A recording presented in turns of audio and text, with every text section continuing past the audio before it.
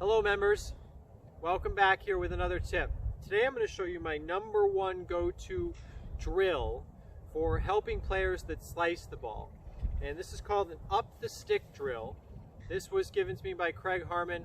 I watched him give this to players of all levels, including tour player Russell Henley that went on to win at PGA National after getting this lesson from Craig for about 2 weeks in a row. So for general purposes, the trajectory of the stick when we put it in the ground should be about a grip length off the ground at the end. Now if I had a player that was really struggling, I might increase this trajectory a little bit. And in relation to Russell, when Craig was giving this lesson to him, the end of the stick might have only been 3 or 4 inches off the ground because we didn't want to encourage a big change in his swing. We just wanted to develop a new feel for him going through impact. Now, this drill has helped a lot of players at the club. Bill Hines would be my #1 person and advocate for this drill.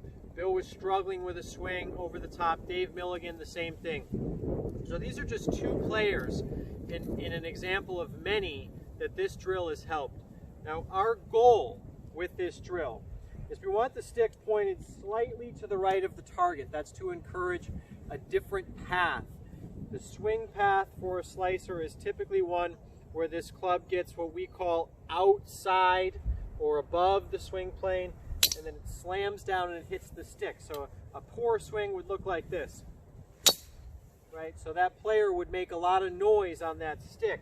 Now when I have students come to me, I tell them the goal is to swing up the stick and to not make any noise. They ask me how I do that. I said, well, just do it. Okay, just react to the stick. I don't want to give you a mechanical thought that might give you something to hold on to that's not necessarily yours. I want you to own the swing thought. So I'm going to make a few swings here. And the goal is I don't want to stop back at address after every swing. I want you to make a few swings here, focusing on feeling as though you're swinging up. I would say that swinging up and swinging right would be one and the same for most players. So we're going to swing up. We're going to swing up. Again, the goal would be to avoid swinging down and making noise on this stick. So we're going to go up. Now when we tee up the ball, I like to put the ball just inside of the stick. Don't waste any time between your practice swings. Get right in there. And just try to feel what you felt with the stick.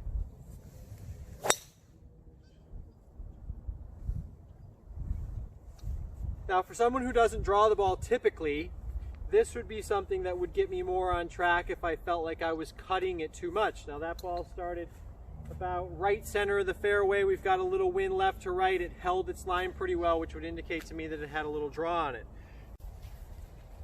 I wanted to give you both perspectives in terms of the up the stick drill. So in terms of the trajectory or the angle of the stick, you can see here it's about a grip length off the ground. That's where we want to start for most players. We want to tee our ball up about midway through the stick. So as I go through this drill, I would address the golf ball as though it were on top of the stick for the practice swings, okay? And then when I make this swing, I want to feel as though I'm swinging up the stick. Don't be so concerned about the swing path being to the right for a right-handed player. Rather, I want you to think about swinging more up. Why is this important? Well, what we find with a lot of players that swing over the top or slice the ball is that they do so in part by getting their center in front of the golf ball. Okay, when my center moves in front of the golf ball, odds are that this shaft's going to get a little too vertical and I'm going to swing more down on the golf ball rather than up. Okay, so if you're looking at that golf ball in relation to my body, you're going to see as I swing up, the center of me is staying relatively straight. I haven't moved in front of it. I'm staying quote unquote behind the ball, so to speak. That's really not what's happening, but it may be a feel that a lot of you need to have to encourage you to swing more up this stick. So the drill would again look a little bit more like this. We wouldn't stop. We don't want any noise. A lot of players will shorten their arms to miss the stick. That's a little bit of a cheat. You can have your arms be straight and not make any noise on this stick. So we'll hop in there, we'll hit one more.